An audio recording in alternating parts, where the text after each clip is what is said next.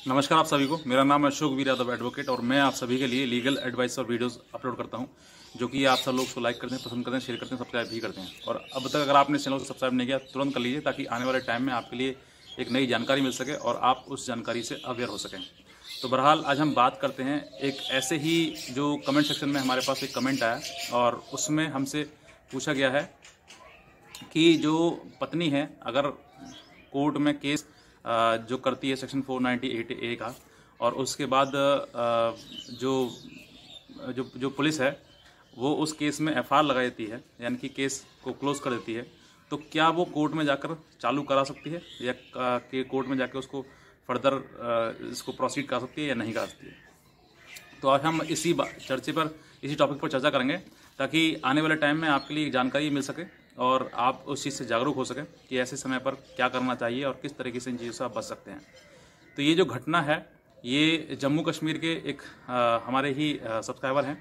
और उन्होंने हमें फ़ोन किया, हमें बताया कि सर मेरे साथ में ऐसी घटना हुई है कि मेरी शादी अब से 3 साल पहले हुई थी और हम दोनों में आपस में विवाद मतलब डिस्प्यूट रहता था। वो कहती थी कि मुझे अलग रहना है, पेरेंट्स के साथ में नहीं रहना है, लेकिन मैं कहता था कि मुझे इनके साथ में रहना है, अपने माँ बाप के साथ में। तो इस बीच चलते हुए उनकी आपस में झगड़ा होने लगा और झगड़ा इतना हद तक बढ़ गया कि उनकी केस फाइलिंग होने लगी और वो कोर्ट तक और पुलिस से कोर्ट तक आ गए। तो यहाँ अब ये इनका जो सवाल है वो ये है कि जो पत्नी है इनकी, उनके ऊपर और इनके परिवार के ऊपर सेक्शन 498A का केस कर दिया, यानी कि दहेज का केस कर दिया। और इन्होंने जब उस केस के अगेंस्ट मतलब जो कंप्लेंट देकर इन्होंने एफआईआर करवाई थी, उसके अगेंस्ट जब इन्होंने एफआईआर में काफ़ी मतलब सबूत दिए जिससे कि ये इनोसेंट साबित हुए और बाद में ऐसा इनका कोई भी अपराध नहीं था, तो उस केस में जो था, जो सेक्शन 498A यानी कि दहेज का केस लगाया गया था, तो उसमें पुलिस के द्वारा एफआईआर यानी कि फाइनल रिपोर्ट, जिस पे कि कोर्ट संज्ञान नहीं लेती है, यानी कि कोर्ट अपना कॉग्निजेंस नहीं लेती है, तो उस पर एफआईआर लगा दी गई और एफआईआर लगाने के मतलब केस जो है क्लोज कर दिया गया। तो अब इनका सवाल ये है कि क्या सर अब मुझे दोबारा से फिर से मतलब कोर्ट सम्मन कर सकती है क्या ये मेरी जो पत्नी है वो अभी तो उसने थाने में किया, थाने में बंद हो गया, तो क्या कल को क्या फिर से ये कोर्ट में डाल सकती है केस को या नहीं डाल सकती है। तो इसके ऊपर हम पूरी चर्चा करेंगे, इसके ऊपर हम आपको पूरा बताएंगे और इस वीडियो को आप शुरुआत से लेकर अंत तक जरूर देखें, क्योंकि छोटी छोटी चीज़ें होती हैं जो मैं वीडियो के मैं बीच बीच में कहीं भी बता देता हूँ, तो आपको नहीं पता लगेंगे तो फिर आप उसको समझ नहीं पाएंगे।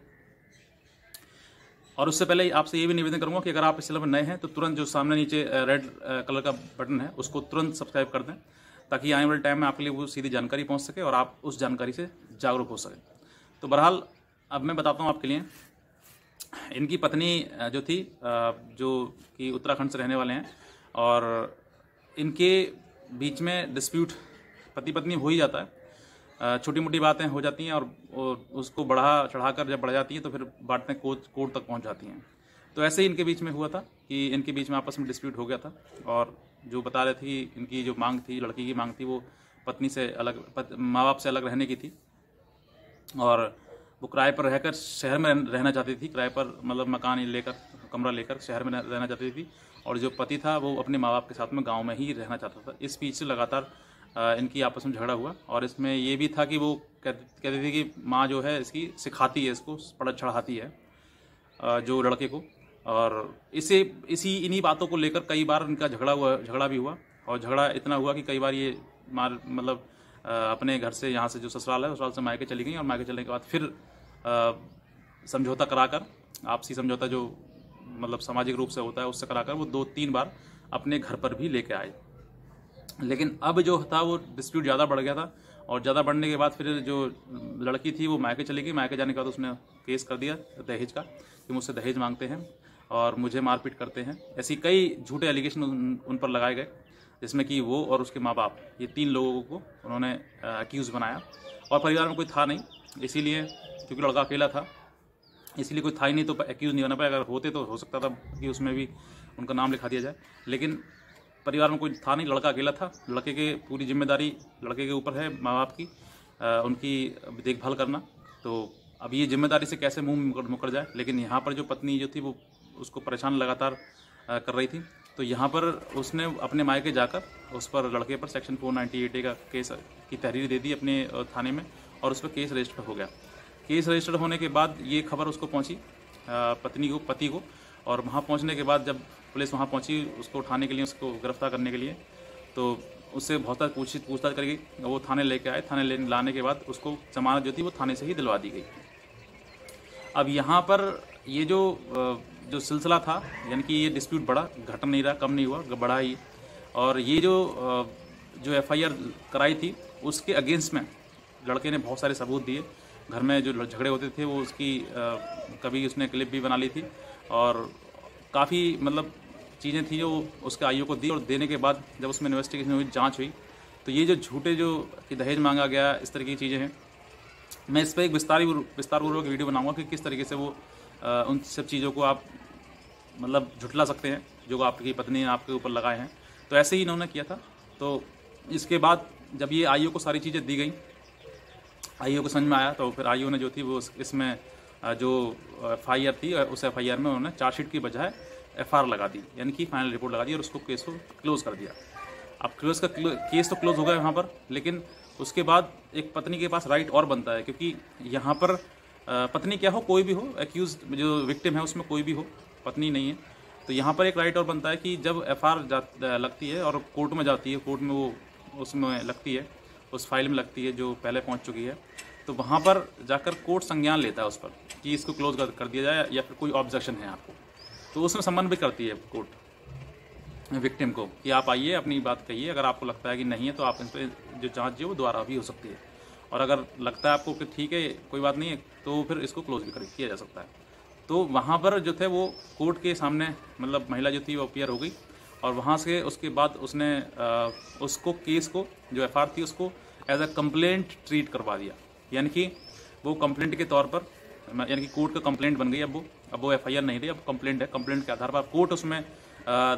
202 यानी कि 202 के CRPC के बयान लेगा। उसके बाद वहाँ से 202 के बाद उसमें जाके 204 में जाके उसको कराया जाता है, सम्मन किया जाता है एक्यूज़ के लिए, यानी कि तलबी आदेश बन जाता है। और उसके बाद उस जो एक्यूज़ हैं, जो भी नाम दिए थे उस FIR में, उन सभी को बुलाया जाएगा। तो यहाँ पर प्रश्न जो था इनका ये था कि क्या अब ये पत्नी जो इन पर केस किया था, FIR करवाई थी, उसके बाद उसमें FR लग गया, अब ये कोर्ट में पहुंच चुका है, तो अब ये क्या कोर्ट हमें सम्मन कर सकता है या नहीं कर सकता है? तो बिल्कुल